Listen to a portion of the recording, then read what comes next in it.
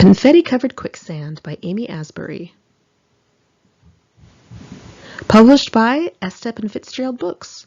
Copyright 2011, Amy Asbury. No part of this book may be reproduced by any means other than brief quotations embodied in articles and reviews without prior written permission of the publisher. Any use of trademarked or copyrighted names of movies, television shows, songs, products, etc. are used purely for descriptive purposes and are property of their rightful owners. Critiques and parodies of television shows, movies, music, and books are protected under the fair use rule of copyright law. This audiobook is read by the author. Other books by Amy Asbury: The Sunset Strip Diaries, Once Upon the 80s, Fuzzy Wuzzy, and Valley Girl. This is the story of my young adult years as I remember them. All names have been changed and are completely fictional names, and some characteristics and minor details have been changed. Chapter 1. Wherefore Art Thou, O Hairbands? Cue Radiohead's Creep. It was March of 1993. I was 19 years old. I had spent the last 3 years in Hollywood partying on the Sunset Strip with the hairbands. As most people who make a full-time job of partying, I struggled with a difficult adolescence. My father was inappropriate toward me sexually, and it was most likely due to the fact that he was a cocaine addict. My mother was depressed and wanted nothing to do with me, and at about 12 I started cutting myself with knives and pins, and it went unnoticed. At 13, I developed the old standby of girls who are trying to tell their parents they are in trouble, bulimia. But that shit didn't work. They didn't even notice sprayed barf on their toilets. And my weight loss. At 14, I went to Plan C, become the school bad girl. I wanted to look like Kelly Bundy from Married with Children. I thought she looked great. I wore tight clothes, high heels, lots of makeup, and started flirting with boys. And by the time I was 15, I was drinking bourbon to the point of passing out. I started hanging out with the older guys who cruised the high school looking for fresh meat. I found myself in far too many situations where I was waking up without my clothes on, and one of those nights resulted in a humiliating videotape which was used to blackmail me. And as a consolation prize, I contracted a case of VD so painful that it brought me to the hospital. My school finally called my mother and asked what in God's name was going on in my home. My mother had no choice but to get rid of my father. She divorced him, and we moved into my grandmother's house in Los Angeles' San Fernando Valley, where I had been raised. And that's when I decided I would rather be on the Sunset Strip in Hollywood, surrounded by other troubled people who wouldn't judge me. I just didn't know how I would get there. Well, I did my studies, which consisted of looking at hundreds of local magazines and listening to several hundred hours of music that sometimes sounded like dying cats. I learned what to wear, where to go, and who was in the in crowd. I went to get a tattoo. It sounded like a grand idea at 16, and after meeting the 21-year-old tattoo artist, we started dating. He was friends with a lot of Hollywood people, so I climbed on board through him, and then I took it from there. After a year or two of playing my cards right and refusing to sleep with a few popular guys, I became the new it girl. I tried to hang on to it for as long as I could, but then, just like all people who rise to the top, I began descending. And it wasn't just me, it was the scene in general. If you have watched VH1 any time in the last 20 years, you will know that the sound of grunge came into town in the early 90s and ended the hairband scene. It was quite a buzzkill. Half of the people I normally partied with left Hollywood. They realized that their glam bands were being overlooked by their record companies, and they returned to the states they came from with no record contract in hand. Others stayed in town and tried to adapt. They took off the tight pants, they cut their hair a little, they took off their makeup. It was weird to see the guys that had been in makeup and pink suddenly wearing lumberjack flannels and Doc Martens. There were a few guys that stuck to their guns and wouldn't change, With the exception of a few who made it in Japan, there was no place for them. They looked outdated and out of touch. No matter what look they chose, the people who stayed seemed to be hitting the drugs. Many of them chose heroin. Some of the party crowd committed suicide. A few of the girls in our crowd started working for Hollywood Madam Heidi Fleiss, and others disappeared. There was a general scattering. I didn't know where that left me, and that is the point where this story picks up. So there I was, 19 and washed out. I had just moved in with one of the girls that I was friends with in Hollywood, Missy. I was looking for a hostess job and headed into an Encino eatery called Pow Pow to grab an application. I took an escalator past potted palm fronds up into a beautiful brick patio. Gorgeous people of both genders were walking around with handled shopping bags. Everyone looked so manicured. I saw Pow Pow first thing. It had huge glass doors. I walked inside and I was immediately blinded by the sunlight pouring through the place. Half the walls were glass, so they let in natural light. The other walls were mirrored. It was minimal and crisp looking, with glass tabletops over white linen tablecloths. The servers were wearing burgundy-colored aprons over white polo shirts with white pants. They all looked freshly showered and scrubbed. The place was the exact opposite of where I had spent the last 3 years of my life. The next thing I knew, everything turned slow motion. This beautiful creature behind the counter looked up at me and we locked eyes. I saw thick, dark eyebrows, smoldering, honey-colored eyes, and short, dark hair. He looked rather preppy, like a fraternity guy who played lacrosse or something. My life changed in that moment. Not that it changed me into a person who was suddenly doing charity work in St. John twin sets, but it did change me. I had been waiting for something to make me lose interest in the people with whom I was keeping company. But nothing was as interesting, so I kept going back. But now there was this new possibility. I actually found a normal-looking guy attractive. I would simply start dating him, then... Needle scratch the record. It suddenly dawned on me. My shoulders dropped a little as I stood with the application in my hand, and he went back to packaging a to-go order into paper bags. He wanted nothing to do with me. I looked at myself in the mirror next to us. My makeup suddenly appeared very heavy. My hair looked dull and brittle. I had gained weight from all of the late nights at Del Taco. I looked dirty and bloated. I did not know how to properly groom myself. I was no longer fresh or beautiful. I had become a sloppy drunk during my nights out with Missy.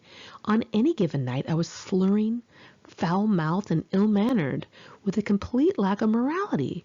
I did whatever I wanted. I indulged in any behavior I felt like, and I gave in to any impulse I had. There were times where that was awesome. If someone was an asshole, I said, "You're an asshole," right to their face, or I slapped them. If someone did me wrong, I punched them in the nose. And hell, it was always great going to the store in my bright blue mud mask and pajamas. I just didn't care. I did whatever I wanted, but I had no pride in myself. I was violent and abrasive, cursing and yelling at people, throwing food or bottles when I became angry. I fell over tables and out of car doors. I danced on bars and then came crashing down. I was an embarrassment, a total mess. I left the restaurant in a slump. I went home and watched the Jenny Jones show and Saved by the Bell reruns.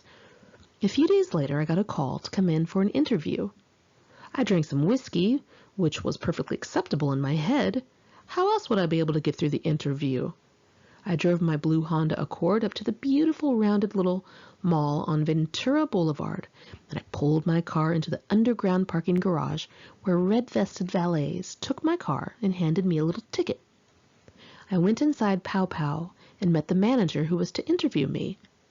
While he asked me questions, I couldn't help but stare at the clean-cut kids my age, rushing around with trays of little dumplings and big round orbs of Chinese chicken salads.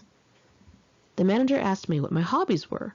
I started to squirm a little bit. Hobbies, huh? I thought, well, I go out with a bunch of guys wearing makeup, and I get so drunk I can't see straight. I also have a soft spot for drug addicts and women in the sex industry. I ended up saying that I played tennis, which I had in high school. He nodded. I looked behind him. The restaurant was so orderly and fresh and modern. One couldn't help but feel in a good mood just being in a place like that. So much sunshine and white everywhere. It was just what I needed. No one was wearing black or smoking or being violent. The clientele appeared upper class. I looked down at what I was wearing. It was the only capable outfit I had, a little short suit from Contempo Casuals. It had been my sister's. It was a business-looking top connected with these shorts that could pass for a skirt. It had sheer chiffon sleeves, and it was stapled together on one side. It was so hateful. The manager must have been partially blind because he hired me as a hostess. I then had to wear that outfit over and over until I could afford some new clothes. The staples surely glistened in the bright sunlight of that place. I stood at my post at the hostess stand all day, opening doors for businessmen and their lunching wives. I saw hair that was highlighted, skin that was dewy and taken care of. I saw tasteful manicures and hues of barely there pink. I saw soft leather handbags, white teeth and delicate tank watches. Men wore starched shirts and had shiny leather shoes. There were many TV stars coming in, mostly from the hit show of the time, Beverly Hills 90210. Tori Spelling, Tiffany Amber Thiessen, and Kathleen Robertson, remember Claire, came in for Chinese chicken salads all at different times. I would always try and eavesdrop on them while refilling their mango iced tea. Baywatch was huge as well, and David Hasselhoff came in all the time with his little girls and his beautiful green-eyed wife. He was always chatty with everyone and good-natured. Lots of soap opera actors and actresses came in. I was always happy to see cast members of Days of Our Lives. Random entertainment people like, say, Pat Sajak or the Wayans brothers came in. Joey Lawrence came in with his family quite a bit, and even with his girlfriend of the time, Jennifer Love Hewitt. I remember one time they asked me about the gift-wrapped chicken on the menu. I was like, let's just say there's a reason that shit's gift-wrapped. They thought that was funny. David Cassidy came in from the Partridge Family, as did some of the members of the rock band Kiss and a couple of rappers. I saw lots of former child stars, newscasters, and sitcom actors and actresses, all with their families. It was pretty cool. When it got slow, I would watch the waiters hustling around the floor in their crisp white uniforms. I fell into immediate lust with not one, not two, not three, but 4 of the waiters from Pow Pow. I had never seen such good-looking guys in the flesh. They were so different from the scrawny musicians with whom I had been keeping company. I was honestly shocked at myself for finding these new guys attractive. There was Sean Peterson, huge and tan with dark blonde hair past his ears and the lightest pale blue eyes I ever saw. He had a big nose, but it suited him. He was kind of a dick, but it was somehow hot. Sean was an actor. He looked like he would play the bully, someone who picked on the skinny lead character. It turned out he played exactly those parts. He had also posed nude for Playgirl. I thought he was completely out of my league, but I loved watching him and daydreaming. And one day he told me that I looked like Jessica Rabbit, and I nearly died. I went home and danced around as if I was on hot sand with bare feet. The second waiter was named David Duran. He was so attractive I could hardly look at him. It was just wrong how handsome this guy was. He had short dark hair and dark eyes set into a chiseled face.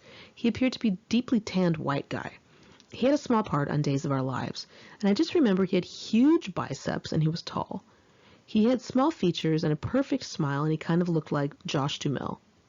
He had a broken arm once, and I watched his muscles bulge as he balanced everything on the other arm. The third hot guy was named P.J. Clapp, also an actor. He was from Tennessee and sometimes called himself Johnny Knoxville at his tables. He did a little comedy routine by putting on these southern voices. The kids loved it. When he sang happy birthday, as we all had to do for customers' birthdays, he always did it in an Elvis voice. PJ was also tan and tall, but he had dark eyes, dark ear-length hair that was slicked back, and a perfect straight nose. He had movie star good looks, but he was not the typical actor. He was definitely a weirdo. I felt the most comfortable around him because he was laid back and funny, and he appreciated my imitation of David Lee Roth jumping off of a drum riser. He was more my buddy after I got to know him better, like a brother or something. PJ subjected me to dozens of stories about his weird skater and BMX type of friends, and I never really got what was so funny about half of the damn stories, but he was so cute I laughed along with him. He did a reoccurring Mountain Dew commercial a few years later, and then a show on MTV called Jackass with his crazy friends.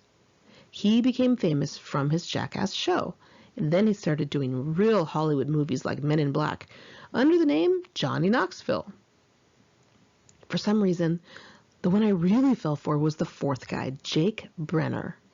He was the kid who I saw the first day when getting the application, the one who I was sure had changed my life. Yes, he was stuck up, but I never saw a face like his. I was drawn to him. He was shorter than the other guys were, and was more my age. He wasn't an actor. He was just a rich kid. I never dated someone like that. I became secretly obsessed with him. If I saw him flirt with girls, I felt nauseous. I had such a crush on this guy. One time, the manager asked me to bring 4 drinks to one of Jake's tables. I had never balanced drinks on a tray before, so when I lifted up 1 glass of water to try and put it in front of a customer, the other 3 glasses came crashing down all over the table. He got to the table when I was trying to clean up the people. I could have died. It was weird to lust after these guys and have them not be interested in me. I was so popular and pretty a few years prior that it was a shock to me that I ended up where I did. Other things started to come to me as I spent my days around more normal, if not well-bred people. I didn't know how to dress appropriately. I didn't know how to date or deal with the opposite sex in a natural way. I had no heroes, no influences, and no one to show me how to build character. I had no morals, no ethics, and no virtues.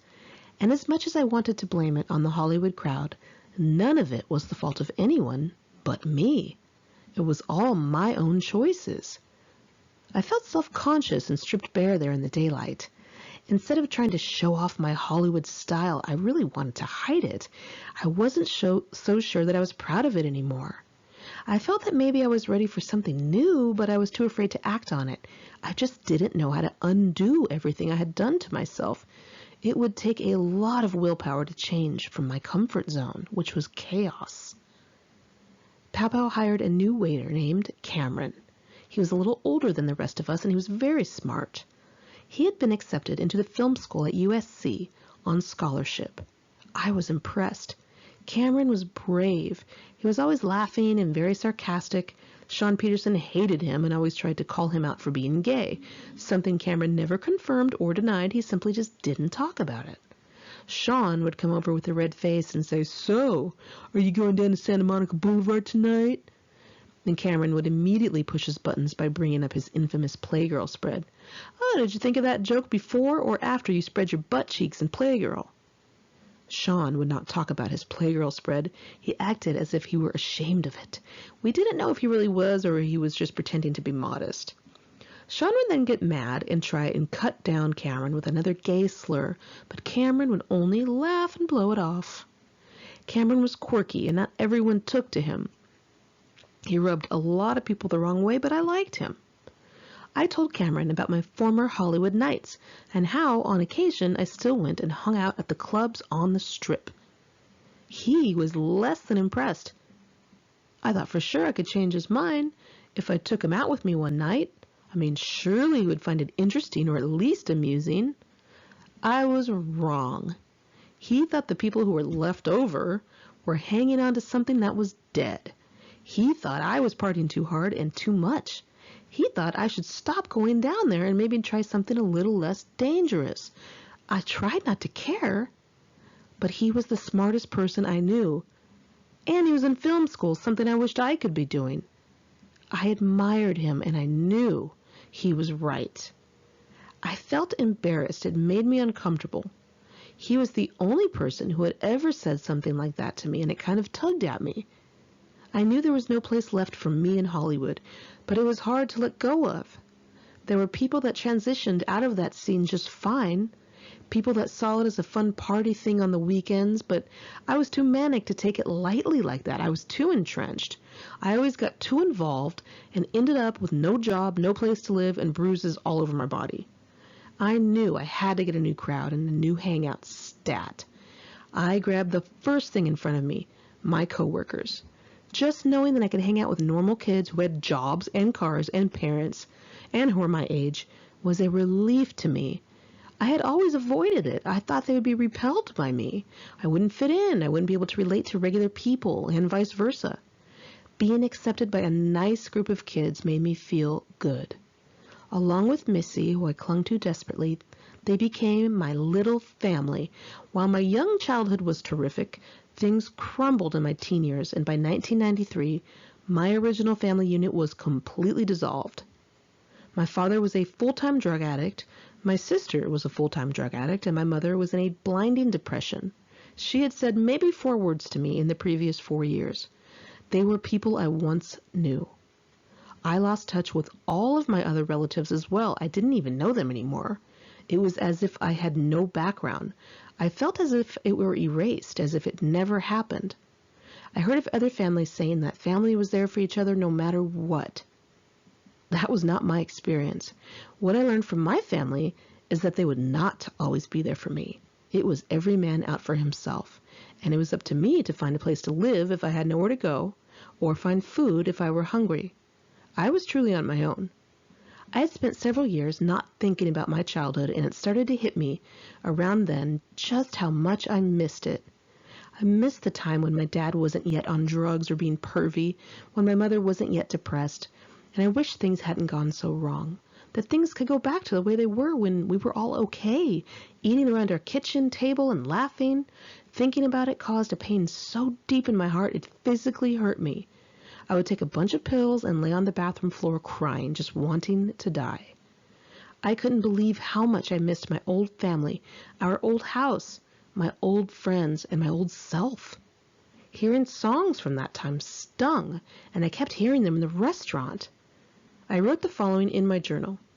Journal entry, September 12th, 1993. I have been going through some emotional shit. My mental health is not in good shape. I get sick to my stomach when I hear these songs that remind me of the family I once had. I have been holding back tears at work when they play Piano Man by Billy Joel. It's been exactly 10 years. It's the 10-year anniversary of the greatest time in my life.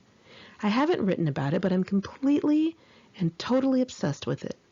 Last week I was screaming at the top of my lungs in my car, louder than I ever have. I used to play handball. I was in the school chorus. It was so painful to remember who I used to be. I don't know who I am anymore. It hurts my heart so much to mourn my old self and my old family. I'm completely separated from all of them. I just burst into tears again over nothing. I'm not doing so great with this misery.